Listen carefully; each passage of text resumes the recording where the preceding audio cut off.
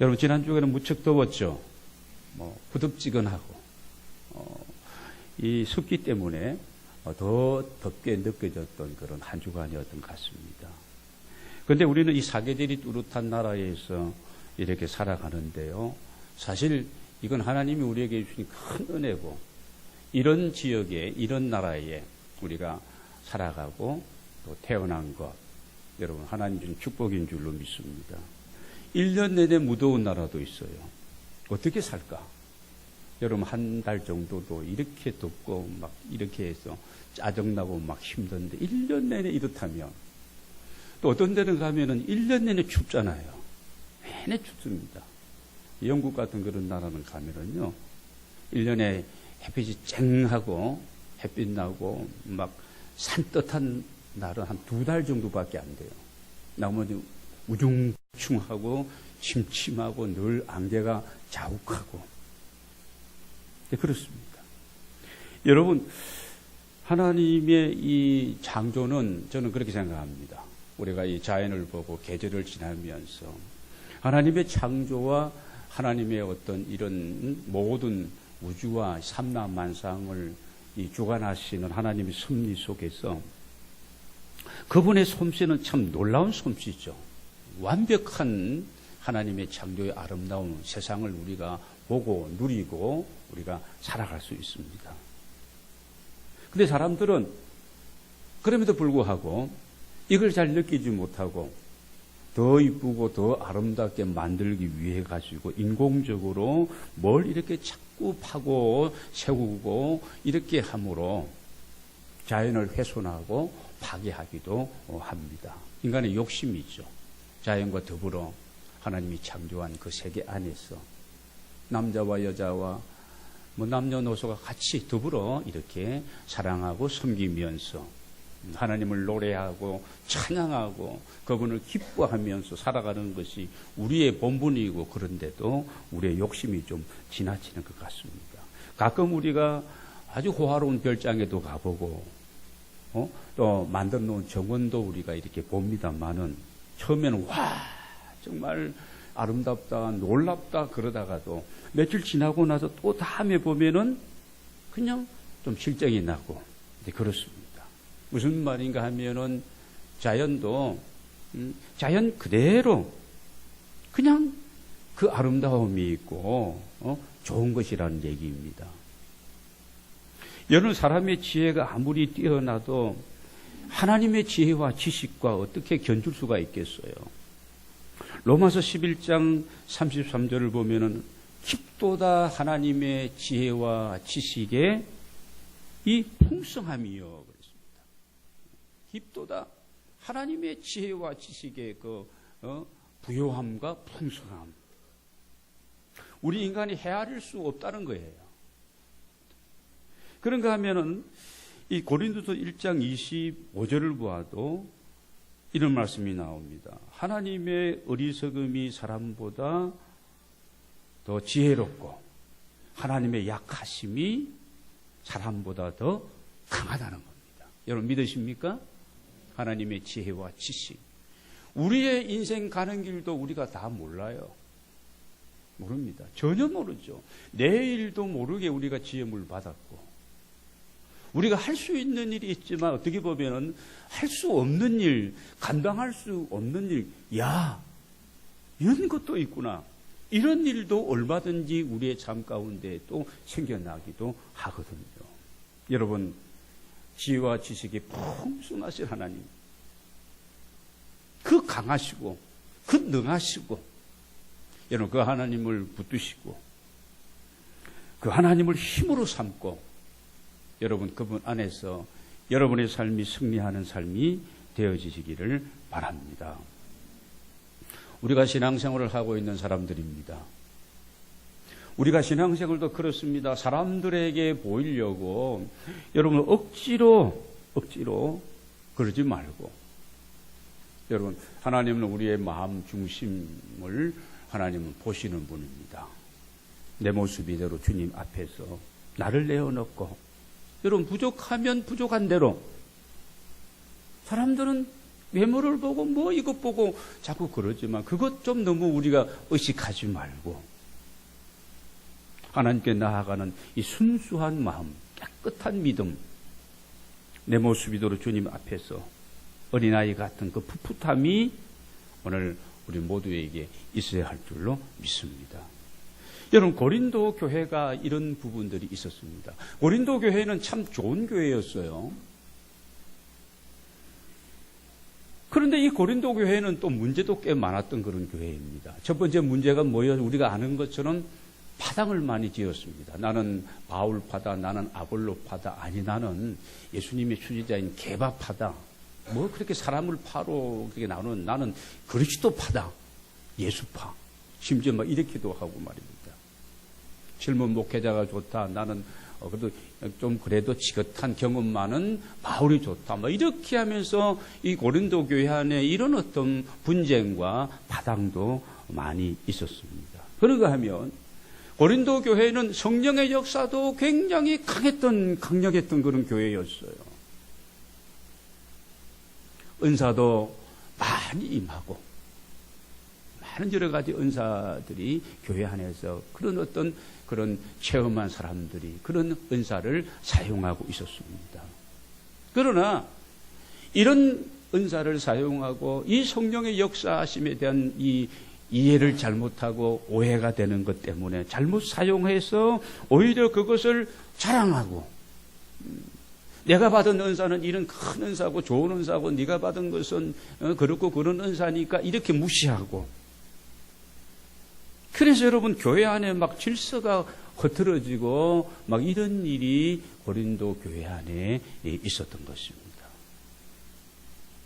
오늘 우리가 읽은 이 본문 말씀에도 보면은 그런 얘기 나오죠. 그래서 할례 받은 사람도 있고 할례 받은 사람은 유대인들이거든요. 유대인 크리스찬들이 있었고 이방인 크리스찬도 있었기 때문에 그 이방인 크리스찬들은 할례를 받지 못한 사람들이었거든요. 신분상으로 어떤 사람은 주인이고 어떤 사람은 종입니다. 노예입니다. 그렇다 보니까 여러분 어떻게 됩니까? 하나님 앞에 순수한 믿음을 가지고 하나님 보시기에 그냥 아름다운 이런 마음으로 하나님을 섬기고 각자를 향한 그 부르심 앞에서 하나님의 일들을 감당하고 하나님을 예배하면서 이렇게 소통하고 그리고 아름다운 교제 가운데서 하나님의 나라를 확장하는 일에 이 고린도 교회가 그렇게 쓰여져야 되는데 그렇지 못한 부분들이 드러났던 것입니다. 어떤 사람은 그래서 신분 세탁을 위해서 엄청난 비용을 지불하고라도 자유인이 되기 위해서 애를 쓰고 이런 일도 많았고 또 어떤 지위나 명예를 얻기 위해서 그것을 위해서 올인하기도 했고 크리스찬이 말입니다. 그러다 보니까 진짜 집중하고 진짜 중요하고 진짜 해야 할 일이 무엇인지를 잊어버리고 놓쳐버리고 그걸 못하고 있기도 했다는 겁니다. 여러분 우리가 바쁜 일에 쫓기다 보면은 중요한 일 못하게 될 수도 있는 겁니다.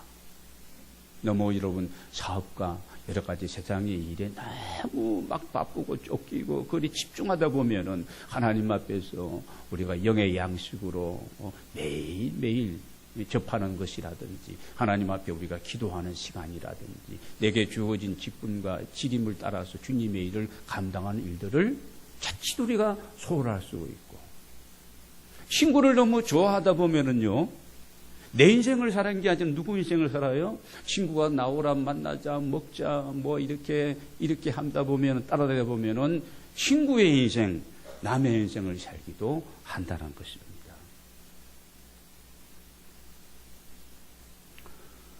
여러분 오늘 사도 바울은 이 고린도 교회를 향해서 본문에서 계속적으로 반복적으로 권면하는 말씀이 있습니다. 우리 한번 볼까요? 17절을 보겠습니다. 17절 한번 같이 읽겠습니다. 시작. 오직 주께서 각 사람에게 나눠주신 대로 하나님이 각 사람을 부르신 그대로 행하라. 내가 모든 교회에서 이와 같이 명하노라. 모든 교회를 고린도 교회뿐만 아니라 모든 교회를 향하여 오늘 우리가 예배하는 우리 행복누리 교회를 향하여 예배하는 우리 모두를 향하여 그렇게 말씀하고 있습니다. 하나님이 각 사람에게 나누어 주신 대로 하나님이 각 사람을 부르신 그대로 행하라. 20절도 봅니다. 제가 읽겠습니다. 각 사람은 부르심을 받은 그 부르심 그대로 지내라. 각 사람은 부르심을 받은 그 부르심 그대로 지내라는 말씀이 나오고요.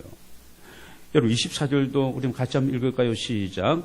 형제들아 너희는 각각 부르심을 받은 그대로 하나님과 함께 거하라. 여러분 오늘 17절에서부터 24절까지 말씀의 키워드는 무슨 단어일까요? 부르심이라는 단어입니다. 이걸 우리가 다른 말로 하면 소명이라 그러잖아요. 소명, 콜링. 위에 계신 그분이 나를 향한 부르심, 바로 이것입니다. 위에 계신 그분은 누구시냐? 창조주이신 분이십니다. 나를 세상에 보내신 분이에요. 오늘을 살게 하시는 분이십니다. 그분은 나의 구원자가 되시고 이 온 우주와 세상을 심판할 심판의 주가 되신 바로 그분이십니다. 그분이 나를 향한, 우리를 향한 그 부르심이 무엇이냐는 부분을 알고 내가 확신하는 겁니다. 여러분 여기 남성들 중에 나는 혹시 여성으로 태어났더라면 얼마나 좋았을까? 이쁘게 화장도 하고 이 옷도 입고 저 옷도 입어보고 인형처럼. 혹시 그런 마음 가져본 적 있어요? 저는 가끔 그런 적 있었습니다. 있었어요. 제 얼굴이 좀 약간 길잖아요. 근데 이문세만큼 길지는 않습니다. 근데 긴데 이렇게 좀 요즘 얼굴이 쭉 하면 여성으로도 참 괜찮게 이뻤겠다. 화장만 잘하면. 이런 생각 해본 적이 있습니다. 저희 누님은, 형제는 똑같은 것 같아요. 저희 누님은 전에부터 그런 얘기 하셨어요. 제가 어릴 때는, 내가 장녀니까 내가 남자로 태어났더라면, 지금도 이제 70이 훨씬 넘으신 분이신데, 지금도 가끔 만나면 누님은 그래요. 혹시 내가 남자였더라면. 여러분, 그런 생각은 한두 번 해보지만, 그럴 필요가 전혀 없다는 겁니다. 하나님께서 나를 남자로 보냈든지, 여성으로 보냈든지, 그거 상관이 없이, 그저 감사하고. 오늘 본문에서 유대인으로 할례받은 자로, 할례는 태어난 지 8일 만에 이 할례식을 행하는 거거든요. 할례가 뭐냐고 지금 묻지 마시고 나중에 찾아보시기 바랍니다. 내가 자유인으로서 그런 어떤 가정에서 태어났느냐, 아니면 내가 또 노예 신분인데 그때 당시는 노예 시대의 종으로 태어났느냐, 이 문제에 대해서도 마찬가지입니다. 그래서 오늘 21절을 보시기 바랍니다. 21절. 제가 읽겠습니다. 내가 종으로 있을 때 부르심을 받았느냐? 염려하지 말라. 여기 전부 매이지 말고 막 어떻게든지 내가 자유인이 되어야 되겠다고 막 거기에 몰입해서 올인해서 막 해야 할 일도 하지 말고 못하고 그러지 말고, 그러면서 그러나 내가 자유롭게 될 수 있거든 그것을 이용하라. 그런 어떤 좀 쉬운 길이 있다 그러면 그냥 그런 기회가 주어지면 그렇게 하라는 겁니다. 이제 이렇게 저는 생각해 보았습니다. 예를 든다면 여성들이 내가 쌍꺼풀 수술을 함으로 굉장히 이뻐지고 내 평생에 이 쌍꺼풀 소원이 그냥 이게 내 소원이다, 이렇게 생각되어지면 돈이 그렇게 많이 드는 건 아니거든요. 조금 전략을 모아가지고 하라는 거예요. 그런데 우리가 이 V자 얼굴을 만들기 위해서 여성들은 참 무섭고 대단한데, 이 턱선을 깎고, 이거 광대뼈도 이것도 깎는다 그래요, 요즘요. 이마에다가 이렇게 넣는 거는, 그거는 쉬운 거지만, 이걸 뼈를 깎는 아픔을 겪어가면서 이 아름다움을 위해서. 그렇게 어떤 또 분들은 1cm, 2cm의 키를 키우기 위해 가지고 통뼈를 잘라가지고 이렇게 고정을 하고 이렇게 하고, 실제 그런 일이 여러분 요즘 있다는 것입니다. 그렇게까지는 하지 말아라. 저는 그렇게 한번 좀 요즘 우리가 이제 적용을 해 보았습니다.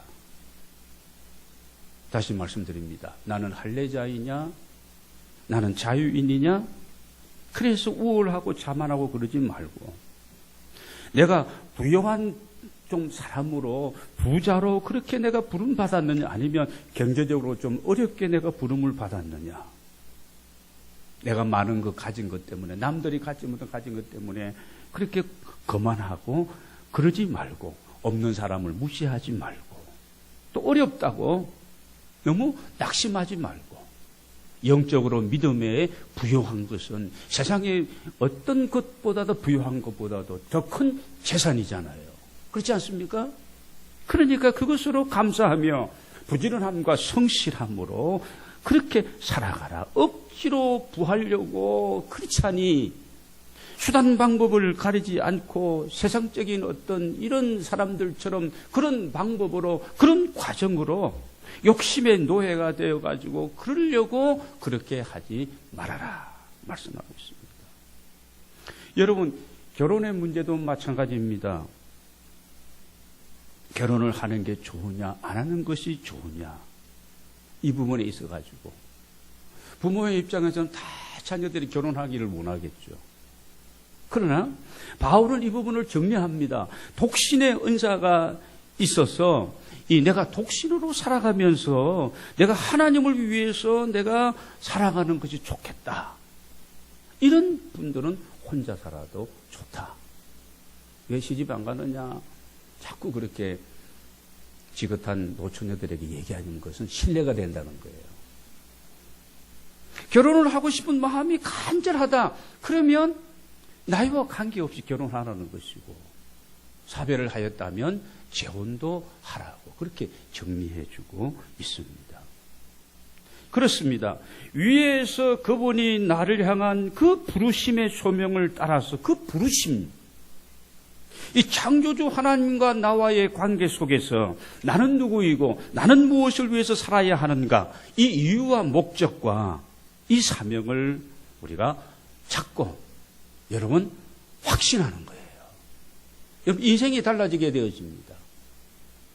내 형편, 처지, 내 상황, 이것 때문에 우리가 고민하고 여기에 매여가지고 앞으로 전진하지 못하는 이런 우리의 어떤 이 삶에서 우리가 자유하고 해방할 수가 있는 겁니다. 크리스천은 우선적으로 하나님의 소명을 실현하기 위해서 우리가 직업을 갖는 겁니다. 가정생활을 하는 거예요. 그리고 사업도 경영하는 겁니다. 그래서 내가 하나님 앞에서 부름받은 그 소명이 내 일생을 살아가야 될 사명이 되어지고 콜링이 미션이 되어야 된다는 그 말입니다. 오늘 나에게 이런 부분들의 확신과 정리가 되어 있느냐는 겁니다. 여러분이 직업을 선택해야 될 그런 상황 속에 있다. 아니면 여러분의 자녀들이 어떤 진로에 대해서 그들의 앞에 어떤 사람이 되고 어떤 일을 하기를 원하느냐, 이런 일에 있을 때에 우리도 마찬가지고 우리 자녀들도 마찬가지예요. 이 부르심, 위에서 그분이 나를 향한 그 소명, 이 하나님의 소명을 찾는 일이 굉장히 중요한 일입니다. 여기에다 우리가 초점을 맞춰야 되는 거예요. 아이가 좀 이 점수 좀 더 많이 올라가고 뭐 얼마나 좋은 대학 점수 오르면 좋지만 이걸 찾지 못하고 이 초점이 없고 이 중심이 없다면 나머지 것들은 아무 소용이 사실은 없다고 얘기하면 이상하지만 이게 뭔가 지금 이게 순서가 잘 안 맞는 겁니다. 여러분, 우리가 한평생을 살아가면서 나의 사명은 무엇인가? 이 질문에 대한 해답은 우리가 가지고 살아야 됩니다. 그러기 위해서 성령의 인도하심을 우리는 간절히 바라야 되고요. 내 마음을 주여 다스려 주옵소서 라고 우리는 뭐 해야 될까요? 기도해야 되는 겁니다. 여러분, 인생을 여러분 살아오신 분들은 얘기하지 않습니까? 짧지만, 짧은 것 같지만 한편으로는 기나긴 먼 여행이 인생길입니다. 하나님의 뜻을 찾고 그분과 함께 인생길을 가게 된다면 참으로 성공적인 삶이고 행복한 삶이 될 줄로 믿습니다. 철학자 키르케고르도 그런 얘기 했습니다.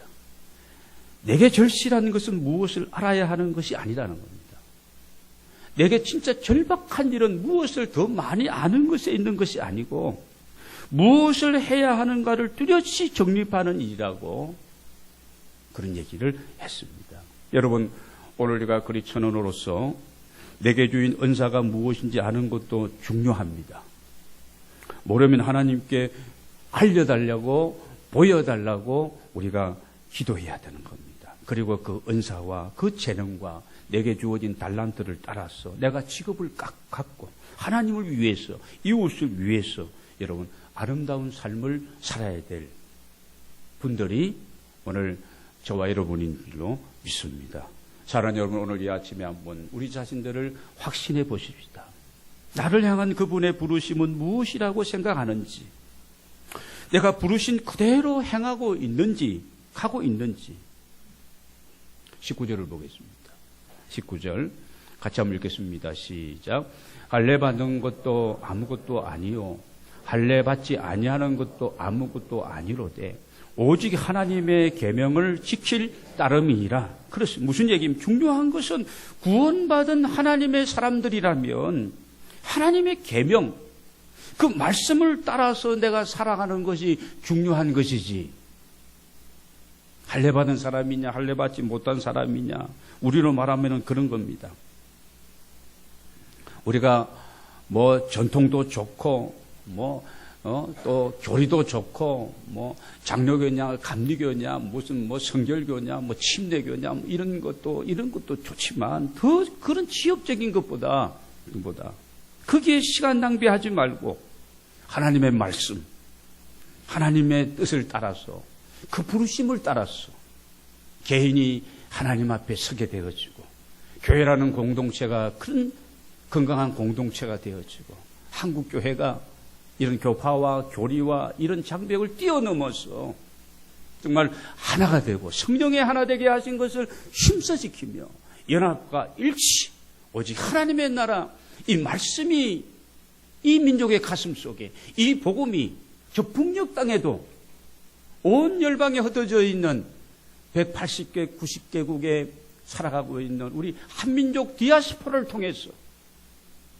그들을 통해서, 우리 한민족을 통해서 여러분 온 세계에 복음을 듣지 못한 사람들이 복음이 전해지고, 이게 더 중요한 것이지 할례 받은 사람이냐 아니면 무할례자냐 아니면 이방인이냐 주인이냐 종이냐 잘 사냐 못 사냐 신분이 높으냐 낮으냐, 이게 더 중요한 것이 아니라는 거예요. 하나님이 우리를 향한 그 부르심을 받은 그 부르심 따라서, 말씀을 따라서 우리가 살아가는 것이 소중하다고 오늘 말씀하고 있습니다. 여러분, 성숙한 믿음의 사람들은 어떤 상황 속에서도 자족해야 됩니다. 그러면 이 욕심과 욕망의 굴레에서 우리가 자유할 수가 있는 겁니다. 자족하다, 하나님의 은혜다, 이렇게 우리가 생각하는 겁니다. 직분에 대해서도 그렇게 생각해야 됩니다. 직분 자체를 중요시하지 말고 그 자리에서 내가 맡은 작은 일에 충성하고 중심을 하나님께 드리는 것이 중요하다는 겁니다. 가정에서도 마찬가지입니다. 내가 부모입니까? 내가 자녀입니까? 내가 남편이나 아내입니까? 그 위치에서 내가 최선을 다하는 것이죠. 이게 중요합니다. 여러분, 직장에서도 마찬가지입니다. 일터에서 내게 맡겨진 일은 내가 최선을 다하지 못하고 게을르면서도 자꾸 진급에만, 연봉에만 관심과 거기에 집중해서는 안 된다. 크리스찬이라면 그래서, 일반 사람들은 그럴지라도 크리스찬은 그래서는 안 된다는 겁니다. 여러분이 아시는가 모르겠는데 거창고등학교 저 시골, 저희 김천에서도 거창 가려면 1시간 반, 2시간을 가야 되는 그 먼 거리입니다. 거기에 거창고등학교를 괜찮은 고등학교를 만들었던 교장 선생님 한 분이 계셨죠. 전영창 선생님이십니다. 그분의 다른 얘기는 다 두고도 그분이 직업 선택에 10개가 있습니다. 10개명이 있습니다. 10가지 다 얘기하면 여러분이 너무 깜짝 놀라니까 2가지만 얘기하면요. 내가 가고 싶은 데로 가지 말고 나를 필요로 하는 곳으로 가라는 거예요. 우리 젊은이들이 지금 취업 절벽이라고 그러는데 내가 가고 싶은 곳을 가려고 하니까 그런 것만을 찾으니까 절벽일 수밖에 없는 거예요. 진짜 나를 필요로 하는 곳이 어디입니까? 그분이 나를 향한 부르심 속에서 내가 하는 이 일이 성스러운 하나님의 일인데 그게 여러분 루터나 칼빈이 주장했던 이게 직업 소명설 아닙니까? 여러분 성직자가 되어가지고 이 전임 성직자만이 주의 일이고 여러분의 일터 직장 하는 일들은 주의 일도 아니고 세상 일입니까? 그거는 종교교육 이전까지는 그렇게 생각했지만 신앙은 그렇지 않습니다. 만인 제사장이잖아요. 하나님 우리를 복음의 도구로 통로로 이렇게 아름답게 사용하시고 계시잖아요. 나를 필요로 하는 곳으로 가라는 겁니다. 또 하나는 부모가 반대하고 아내가 결사 반대하고 약혼자가 그 약혼자는 왜 들어간지 모르겠어요. 그분의 마음이니까 약혼자가 절대 반대하는 곳이면 틀림없다. 의심하지 말고 그곳으로 가라는 겁니다. 취업 되겠어요? 안 되겠어요? 되지. 그곳에서 부르심을 받은 대로 그곳에서 최선을 다하고 하나님의 지혜를 구하고 능력을 구하고 전지전능하신 하나님 나와 함께 하시고 나를 이 일을 위해서 불러주셨는데 내가 해야 될 사명이 미션이 이것인데 내가 있어야 될 자리가 이곳이기 때문에 하면 일이 잘 될까요? 안 될까요? 되지요. 하나님이 계시는데 지혜와 지식에 풍성하지 그분이 계시는데 됩니다. 스카웃 제의가 막 오게 될 것이고 야단 법석이 일어나게 될 것입니다.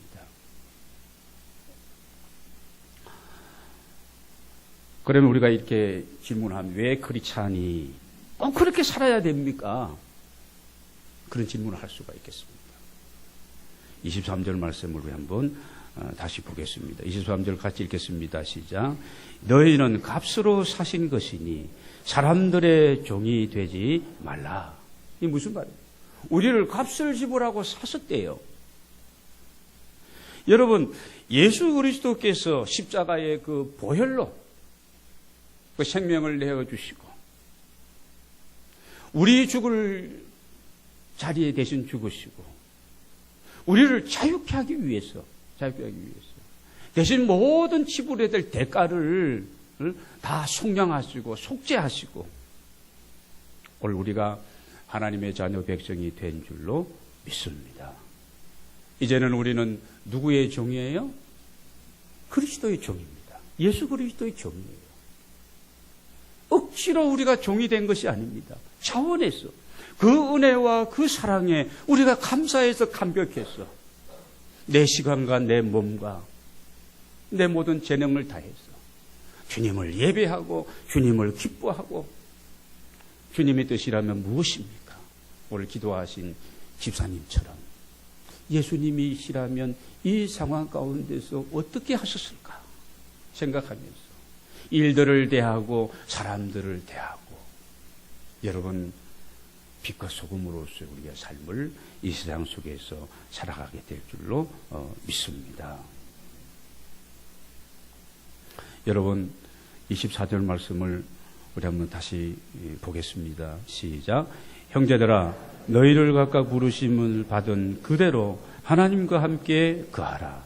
형제들아라는 말은 믿음의 형제 자매들이요 그런 얘기입니다.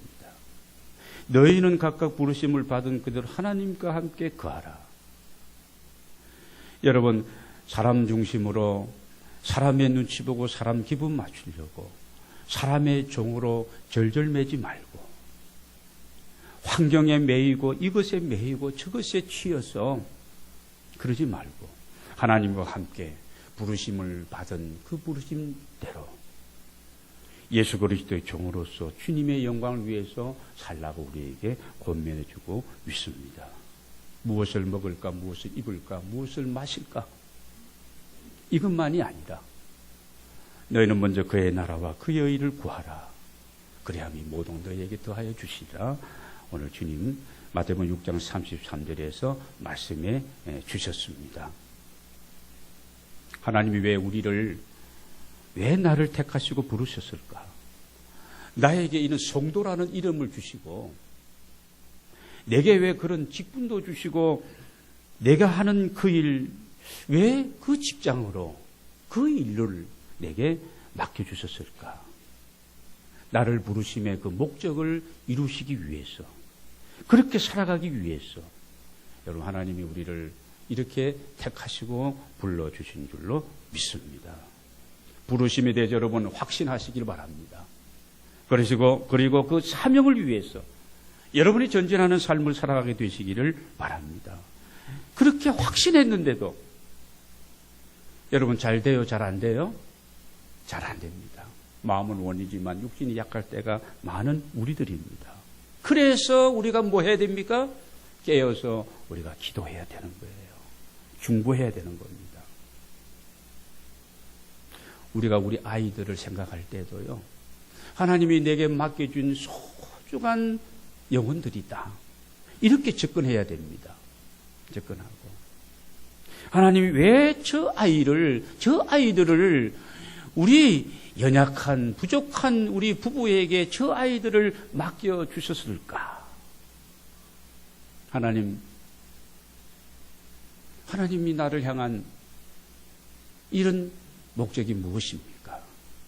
그리고 우리 아이들에게도 첫 번째 아이들을 위해서 기도할 때에 여러분, 이 중보하며 아이를 위해서 기도할 때에도 그런 기도를 드려야 되는 겁니다. 저 아이들에게 지혜를 주시고 공부도 잘하고 원하는 대학에 올라가고 성공적인 사람이 되고 세계적인 지도자가 되게도 기도도 하면서 그보다 더 중요한 기도는 하나님이요. 부모인 나도 잘 모르겠습니다. 저 아이를 향하신 하나님의 그 부르심이 무엇입니까? 그 아이가 깨닫게 하시고 확신하게 하시고 무슨 일이 있더라도 그 길을 가고 그 있는 곳에서 하나님의 부르심 앞에서 그 일을 감당하며 주께 영광 돌려지는 하나님의 사람이, 하나님의 아들이, 하나님의 딸이 되게 해달라고 기도하는 저와 여러분이 되기를 원합니다. 여러분, 자녀들이 여러분의 마음에 다 차지한 부분이 있다면 눈물로 우리가 자녀를 위해서 기도해야 돼요. 이것밖에 없습니다. 저도 아들 키워보고 딸 키워보았잖아요. 뭐 저라고 저희 아들이라고 목사님 애들이 너무 착하고 뭐 문제 있었겠어요. 문제 없이 키우는 아이들이 잘 없습니다. 100% 마음에 차는 자녀들이 다 어디에 있겠어요. 뭐 꼬마 때는 아기 때는 뭐 너무 있는 것 자체마도 막 꽃송이고 너무 이쁘잖아요. 우리 교회도 애들 소리가 막 시끄러우니까 그래서 제가 저기도 뒤에다가 플랜카드 걸어요. 다음 세대 어린이들도 많이 시끄러운 교회 그랬었거든요. 좋은 겁니다. 그때는 몰라요. 애들 성장하는 과정 속에 이런저런 많은 일들이 있습니다. 그때 부모가 할 수 있는 일은 뭐 고함치고 막 부모 권위로도 막 이걸로 되는 게 아니에요. 되는 게 있고 안 되는 게 있습니다. 하나님 앞에 울며 우리가 눈물로 기도하는 것. 다윗은 제가 이 말씀을 준비하다가 생각이 났습니다. 다윗은 시편 56편 8절에 보면은 나의 유리함을 주께서 계수하셨사오니 내가 유리하고 방랑자로 떠들고 도망을 다니고 이런 어떤 내가 이 긴 세월을 보내는데 주님 다 그 연수를 다 계수하지 않았습니까? 그 다음에 보시기 바랍니다. 주여 나의 눈물을 주의 병에 담으소서. 나의 눈물 하나님 앞에, 하나님 내가 이런 사람이 되고 하나님의 부르심 앞에서 내가 이렇게 살아가기 원하는데 하나님이 이 연단과 이런 시련과 이런 어려운 환난과 이 죽음의 이 고비고비 얼마나 하나님 앞에 울었는지요. 그래서 다윗이 하나님의 마음에 합한 사람이지, 여러분 괜히 하나님의 마음에 합한 사람이라고 얘기한 것이 아니에요. 주의 눈물병에 내 눈물을 담으소서.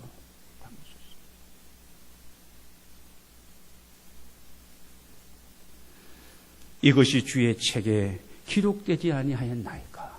주의 노트에, 주님의 노트에 다 기록, 그 세월들, 그러면서도 또 감사하고, 그 환난 중에 쫓겨다니면서도 위기 상황에서 하나님께 감사하고, 또 회개하고, 이런 눈물들이 다윗에게 있었습니다. 하나님이 다 녹여주셨죠. 시편 126편 5절 6절을 보면 울며 씨를 뿌리는 자는 기쁨으로 정녕 그 단을 가지고 돌아오리로다. 예레미야 33장 2절 3절에서 이렇게 말씀하고, 일을 행하는 여호와 그 일을 만들어 성취하는 여호와, 일을 행하는 없으면 만들어서라도 행하시는 그 여호와, 그의 이름을 여호와하는 자가 이와 같이 이르노라. 너는 내게 부르짖으라.